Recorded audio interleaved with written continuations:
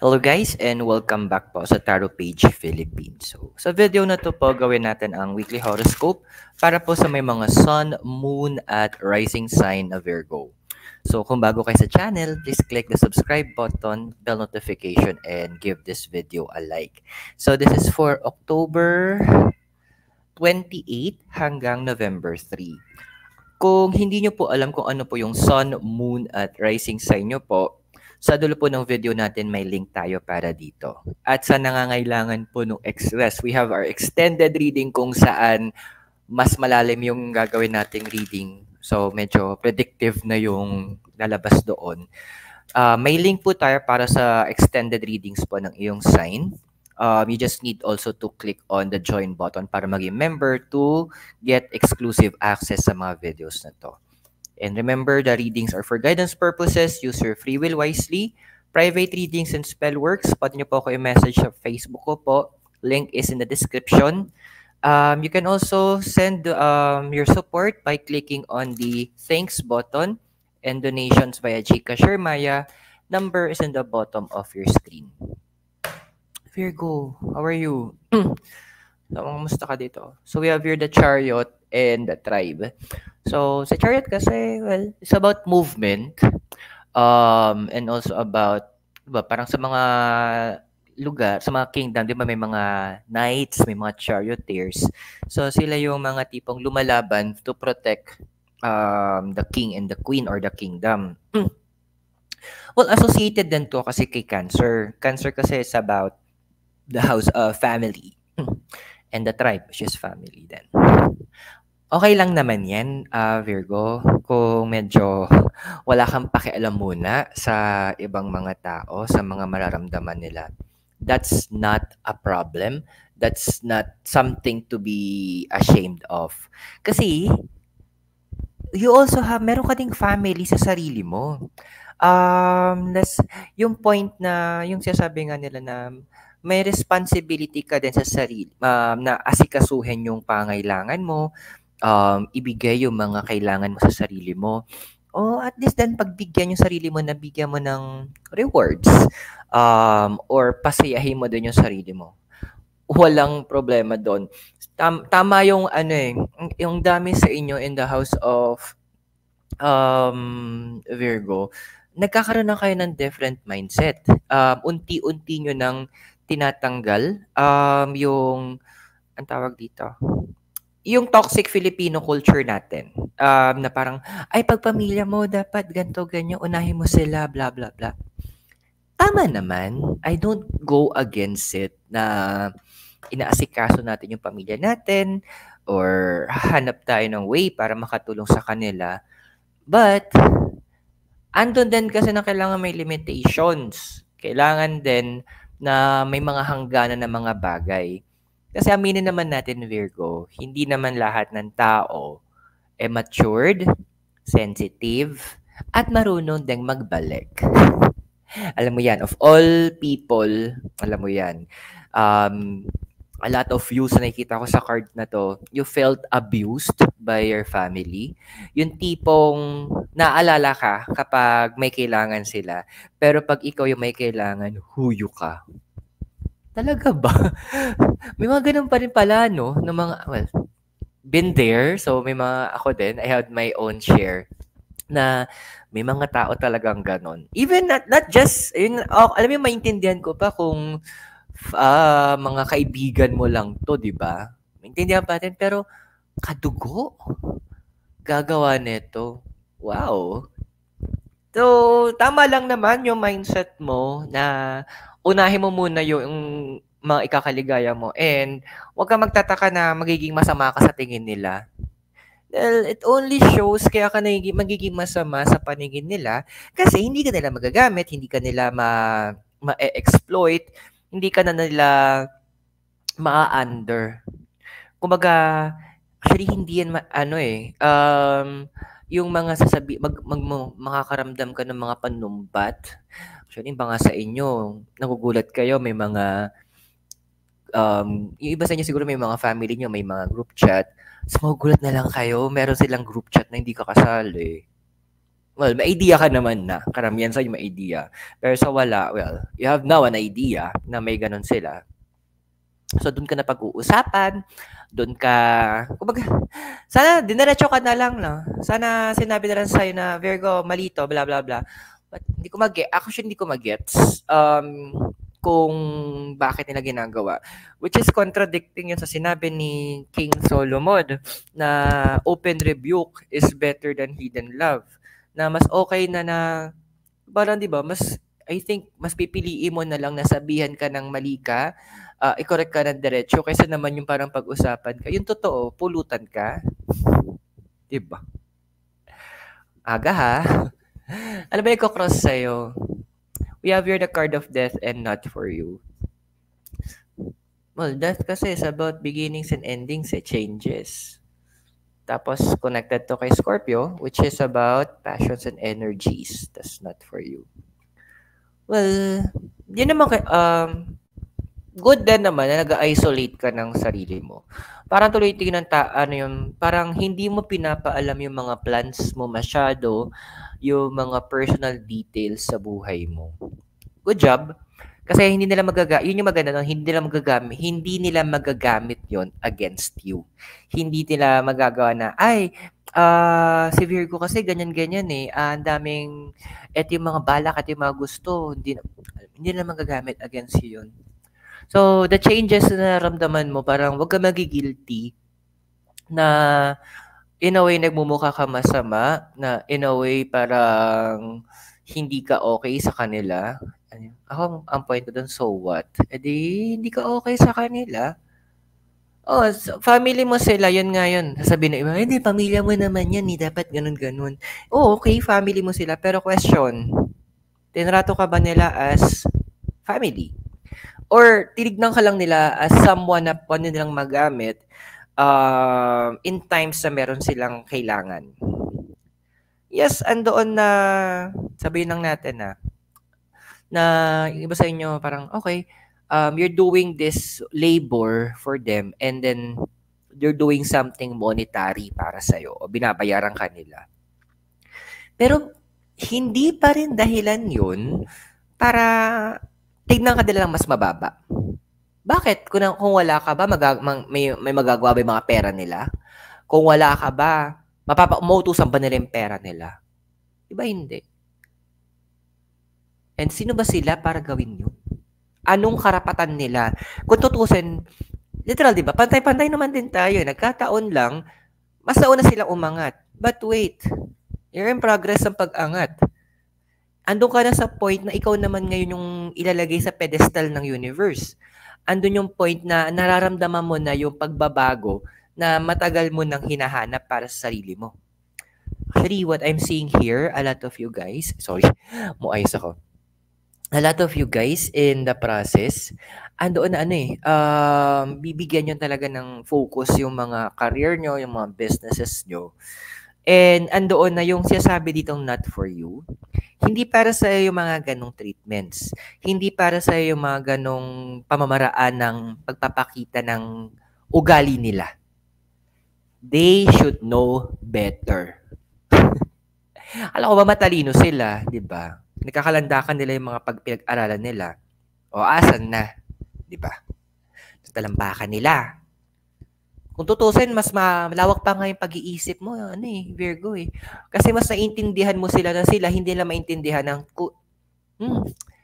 nipigil ako sa sarili ko magmura, nainis ako nainis ako para hindi sa'yo, para sa'yo. Siguro totoo nga yung minsan yung tinitignan ng mga tao ang pagiging mabait, pagiging mapagbigay bilang kahinaan. Tinatry nilang i-exploit yon. Natural talaga sa tao maging makasarili. Sorry na may mga ganyan kang kamag-anak, but magbabago mga bagay, tandaan natin. Ano ba yung desire card mo? So, we have here is the Knight of Swords and Orphan. So, si Knight kasi, it's the younger male energy. Swords about air, about the mind and the intellect. And Orphan, yan. You know what? You just need a little help. a little boost. Kasi kung titignan ko dito, desire-wise, pangarap, mga ganyan, yung target, sipag, hindi ko question yun eh.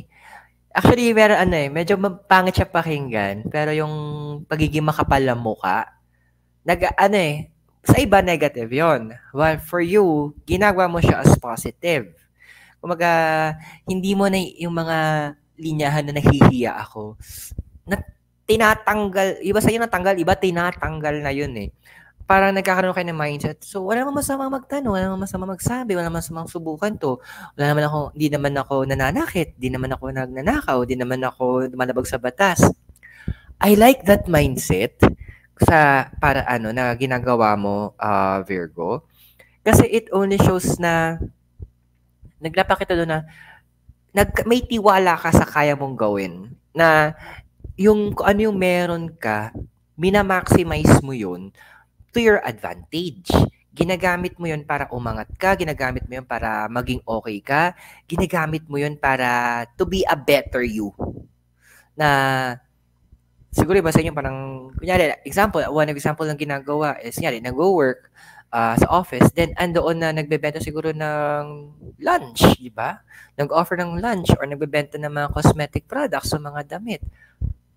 As long as wala naman sigurong rules dun sa company nyo na bawal yun, then go. Kasi meron kang desire, meron kang pangarap, and that is your driving force. Tapos, isa sa mga driving force mo pa is hindi ka makapal yung mukha. In a positive, makapal yung mukha mo, then good. Kapal ng mukha. Gamitin mo yan in a positive way. And you're on the right track, to be honest. Yung mga gusto mo na may mga taong gusto ka lang i-keep sa life mo na parang ito na yung mga close ko, ito lang yung mga magiging concern ako. Alam mo, I don't have anything against that. Kasi kung sila lang naman talaga yung nagsimulang maniwala sa'yo o tumulong sa'yo, then why not? Value those who value you. Tama yun. So yeah, yung mga dreams mo in general, good yan sa universe. Ano ba yung foundation mo? So, Two of Swords, tsaka Blessed. So, it's about balance and partnership and intellect. So, it's Blessed. Well, sabihin na lang natin na may iba sa inyo, either hindi nyo natapos talaga fully yung pag-aaral nyo o hindi nyo nakuha yung, sabihin natin yung course na ninanais nyo talaga o yung career na gusto mong tahakin. But you know what? With the card of the Blessed, ang dami mo kasing ibang minsan ang success, hindi lang naman nakabase yan na may pera ka, na may bahay ka, o may negosyo ka. Maybe to some, sa iba na yun yung batayan nila. Pero iba-iba kasi tayo ng definition of success. At ang galing lang kasi, pwede ko sabihin na naging successful ka sa ibang parte ng life mo. Andun kasi, you became successful in conquering yourself eh. Ang dami na sa inyo na sa Virgo, na hindi nyo na hinahayaan yung mga kuda ng ibang, dati affected ka, yung mga kuda ng ibang tao, kung ano yung, kumbaga yung, iba sa inyo yung bisyo, na masyado kayong nilalamon. Pero, the cards are showing, andoon na may transition ka na ginagawa. Kumbaga, kung ano yung meron ka, yun yung minamaximize mo para maging best version ka.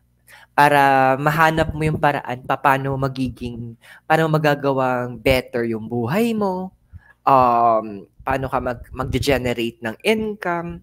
Ganun yung ginagawa mo eh. And I'm seeing a lot of you, iba nga, hindi naman talaga nag-aral ng accounting, pero alam nyo na paano paikutin yung pera. Parang yung concept, yung ang tawag doon, yung theological na sa isip ko. Yung theories and knowledge about accounting, hindi mo talaga alam. Pero experience-wise, alam mo siya. Hindi mo man alam yung mga terms na gagamitin, pero alam mo pa paano gawin. And you are blessed with that. Siguro kasi part ka din ng Earth Elemental Signs, kaya alam mo yung paano magpaikot din in terms of finances and use that to your advantage. Nakakatuwa lang din kasi andun na humihingi ka ng assistance from others. And alam mo kung kanino ka magtatanong about a certain topic. Example, yung feeling ko nanonood yung tita ko ngayon. Ayan. So when it comes to spiritual matters, ayan, ako yung kinokontak niya. Pero when it comes to other things, I'm sure meron, sabi natin, when it comes to accounting or sa pagluluto, iba yung kausap niya. Kasi nare-recognize niya na, ito, ano to, subject matter expert to doon sa, eto sa bagay na to. So, siya yung tatanungin ko. Ganun na yung nakikita kong energies nyo, Virgo, sa ngayon. And that is a good thing kasi, tama naman, kung may sakit ka, hindi ka naman pupunta siguro sa mathematician. Diba? Pupunta ka syempre sa doktor.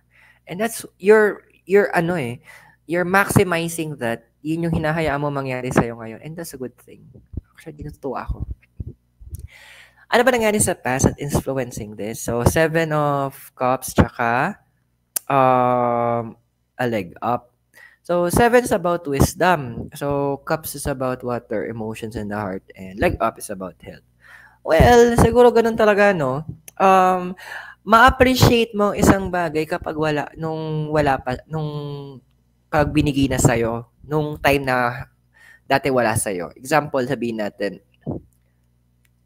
dati, hindi mo, siguro, example lang, papel, parang, yan, sa school, pahirapan kang bumili ng papel, para gagamitin mo sa mga quizzes mo noon. Pero all of the sudden, someone helped you, gave you, ito papel. Na sobrang iba yung appreciation mo kasi wala ka nun dati tapos bilang may nag-help. Which is ngayon, yun yung past mo nakikita ko dito eh. Emotional support, ayan, 7 of Cups, ramdam mo, wala. Even in the financial aid, yun nga, yung may mga, tapos mga kamag-anak mo pa na, kapal mukha, ayan, na ang dami pa nilang hanash. Nakakaloka lang, no? Nung sa past mo, parang walang masama kasi mag-enjoy. I-reward mo sa'yo, gusto mo lumabas para mag-enjoy after a week of long work. There's no problem with that. Kasi akala nila wala kang ginagawa. Akala nila pabanjing-banjing ka. So, nung nakikita nila na parang, nag-enjoy si Virgo, ang dami na ng kuda. Ayan na, tamad, inom, gala. Talaga ba? Alam ba nila yung buong kwento mo? Hindi, di ba? Yes, sabihin na lang natin, in the past, you made wrong decisions. You trusted the wrong people. Diba sa inyo nang paparkada sa mga maling tao. Pero your past, hindi yan ang magde-define sa'yo.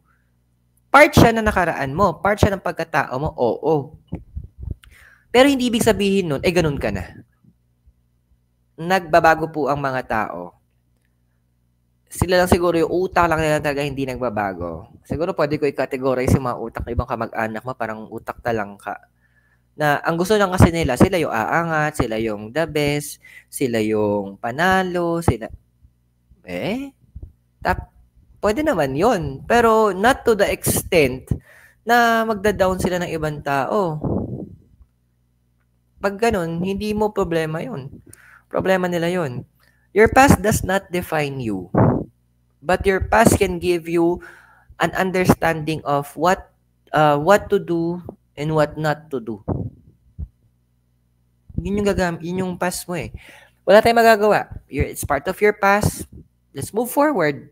Sila di maka-move forward, issue nila yun. So, in the future, ito yung nakikita natin na ikaw. So, we have here the Page of Pentacles and by the book. So, si Page kasi younger female energy, Pentacles about the earth, anything in the physical, and by the book. Alam mo, ito maganda yung nakikita ko sa future mo eh. And then you will move forward. Talagang Ano tayo, magse-set tayo ng kumbaga, malalagyan mo ng hayaan mo magkaroon ng kalyo yung puso mo towards do sa mga individuals, kamag-anak na pabigat, mga kamag-anak na utak talangka. And this will allow you to grow pa eh. So, yung mga sa inyo na, in general, sa mga naghanap ng work, yep, you can find work. Baka mamaya, within this year, masasecure nyo na yung career na desire nyo. And those who would like to expand their businesses, siguro nasa mga bandang latter part ng November, buboom talaga siya. And as well as here, doon sa mga nag-aspire for a higher position, medyo late naman siya darating. Possibly around mga second quarter, late first quarter and early second quarter ng coming year. Pwede nyo ma-secure to. Just continue what you're doing, sabi ng by the book. Wala kang sinasaktan. Wala kang inaapakan. So, wala ka dapat ikatakot. Kung nainggit man sila, problema nila yon. So, if the readings, by the way guys, if the readings are resonating with you at gusto mo pang malaman yung mas malalim na mga readings, so, meron tayong extended reading sa dulo po ng ating video. You can just click on it. I-click nyo lang po yung join at magkakaroon po kayo ng exclusive access sa lahat ng ating mga iba pang special videos. Tuloy natin. Let's check your physical and emotional environment, hopes and fears, your future, and the message ng deities. Your physical environment is the 8 of Pentacles, tsaka higher power.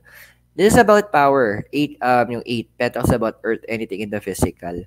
Dude, hinay-hinay din. You're overworking yourself. Huwag mo masyadong stressin yung sarili mo. Huwag mo masyadong pagurin. Uso yung magpahinga. Paalala lang, ha? Kasi, ang nakikita ko dito, yung point na, tawag dito yung explanation. Yung point na, anday mo nakikita opportunities, anday mo nakikita na growth. Pero, aanuhin mo yun kung magkakasakit ka naman. Aanuhin mo yan kung hindi ka naman physically okay. So, the cards are inviting you na medyo kalmahan mo ang iyong sarili. Kasi kung hindi, we're seeing here na actually yung katawan nyo na humihingi ng help, na magpahinga naman din kayo, na magkaroon kayo ng moment para sa sarili nyo. So, a lot of you by November, I'm seeing here kasi anytime in November, iba sa inyo, gusto nyo medyo mag-break away muna sa mga ginagawa nyo sa life, possibly a vacation or visit, pwedeng i-visit yung lugar na gusto nyo, or kamag-anak, go. Kasi even yung higher power, yung iba sa inyo nagkakaroon na ng dreams na medyo nakakaranas na kayo na pagising nyo, medyo parang hapo pa rin kayo, parang pagod kayo. So, it's your body telling you, no, Virgo, uso din tayo na medyo mag-stop ng paunti-unti. Alam natin na gusto nating, meron tayong gusto na target at kumbaga gusto mong, yung ginagawa mo kasi is parang hinihil mo yung, yung younger self mo sa mga bagay na hindi mo na-achieve or nagawa para sa sarili mo kasi nga naging busy ka sa ibang mga kamag-anak mo na makapal yung mukha.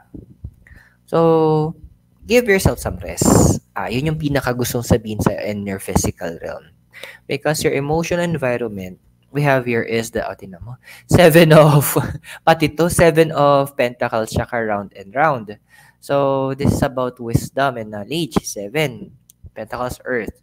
So, si round and round. So, andun yung part then that the universe is asking you to have a breakaway. Magkaroon ka din ng moment na umalpas ka, lumabas ka doon sa cycle na meron ka. Kasi parang ano ba yung mga cycle na yun? Kunyari,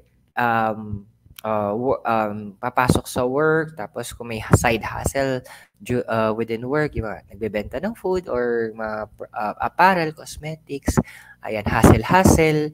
Tapos pag uwi, pahinga ng very light, tapos asikaso nung hustle. Wala namang masama. Pero, kaya nga 'di ba? I mean, imagine, kung si God nga ginawa ng 6 days, yung everything around us, both mo yung nakikita at hindi nakikita. Tapos on the seventh day, nagpahinga siya. Diyos nga nagpahinga, ikaw pa kaya?